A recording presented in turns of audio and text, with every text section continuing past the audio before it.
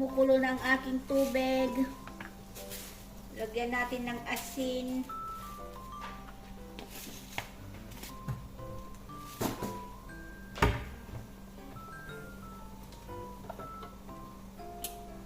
Konting mantika.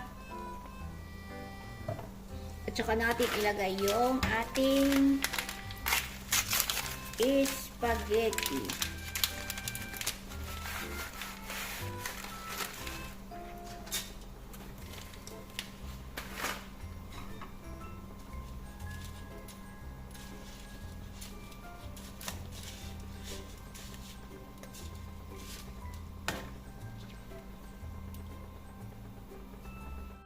Ayan guys, luto na ang aking spaghetti. Ayan, kung nakikita nyo, malambot na siya.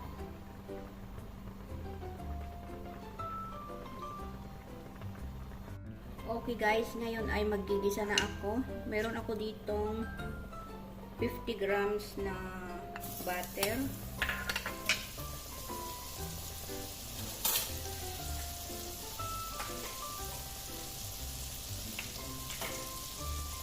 At 2 kutsarang olive oil.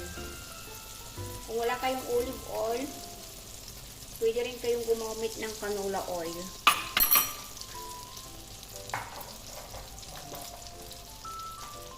Tapos, isang sibuyas na medium.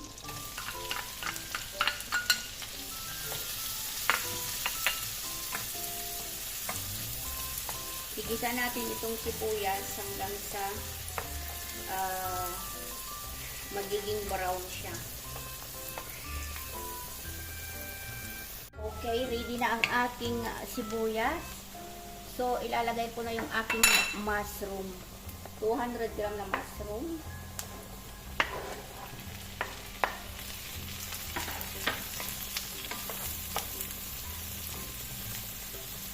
At palambutin natin itong mushroom hanggang sa maging malambot siya at maging konting brown.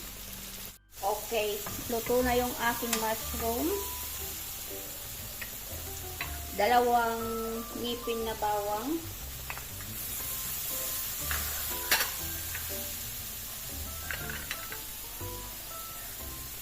Asin. Depende yun na lang sa panlasa nyo, yung asin. At saka paminta. Depende guys kung ilan ang inyong ilalagay sa panlasa nyo na yan. Okay, ngayon ay lalagyan ko siya ng kalahating basong tubig. Kumukulo na yung nilagay ko guys. Kalahating basong gatas. At 1/4 na baso na white wine.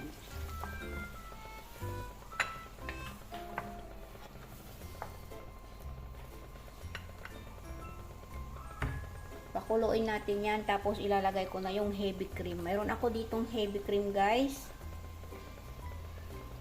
15% lang kasi gumamit ako ng butter. So, para sa akin tama na tong isa.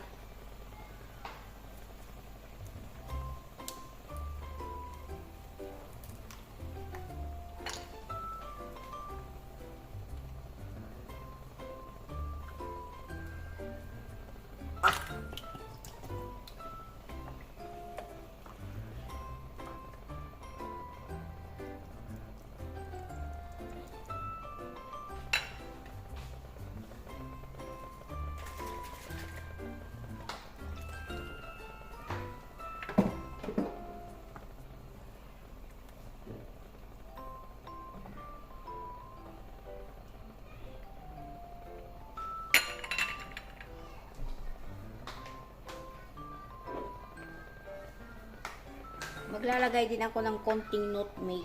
Pero kung wala kayong nutmeg, ito ay optional lang. Huwag nyo nang lagyan. Okay lang din naman. Kunti lang kasi matapang ito.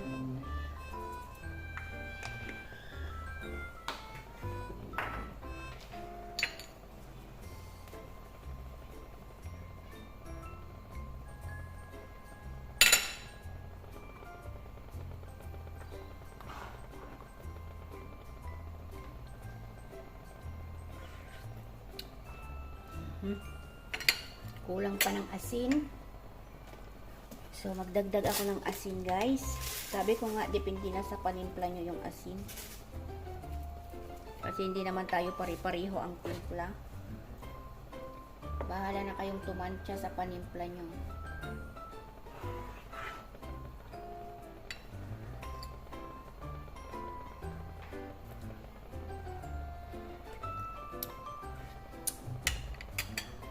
Kunti pa. Okay na yan.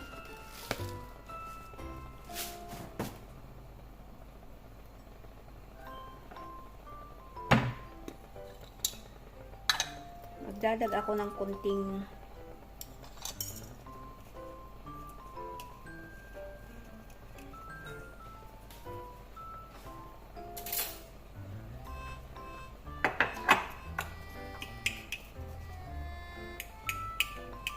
dadagdagan ko siya ng konting dry garlic. Konti lang. 1/4 teaspoon.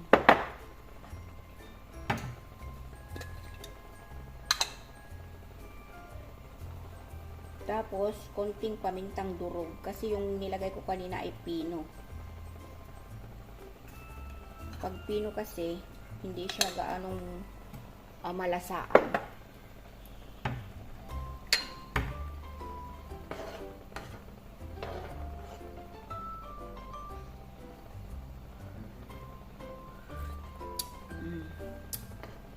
Okay na.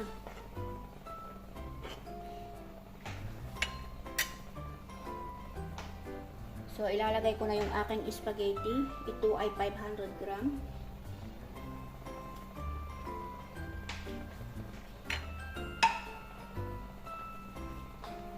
Kalahating kilo to.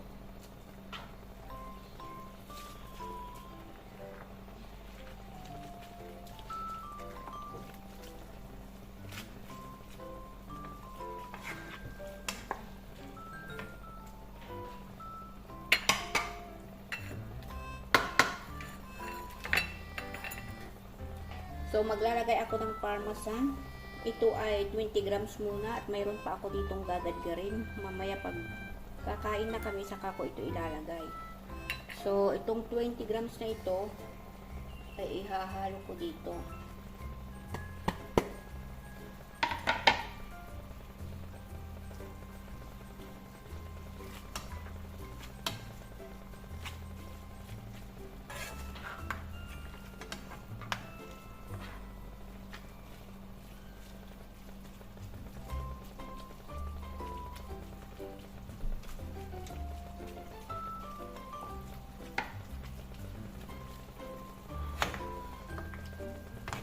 Ayan guys, luto na yan. Kung nakikita nyo, may sabaw-sabaw. Mas maganda yung sabaw kasi habang yung spaghetti natin ay lumalamig, mawawala na yung sabaw. At saka kung kakain tayo, magiging ano na siya, malapot, magiging dry. So, mas maganda yung may konting sabaw. Ayan. Mawawala din yung sabaw guys hanggang sa medyo lumamig-lamig itong kakainin natin.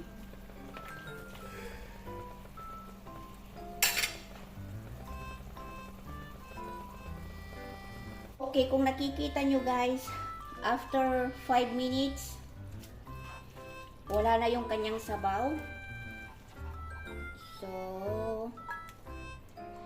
serve na natin.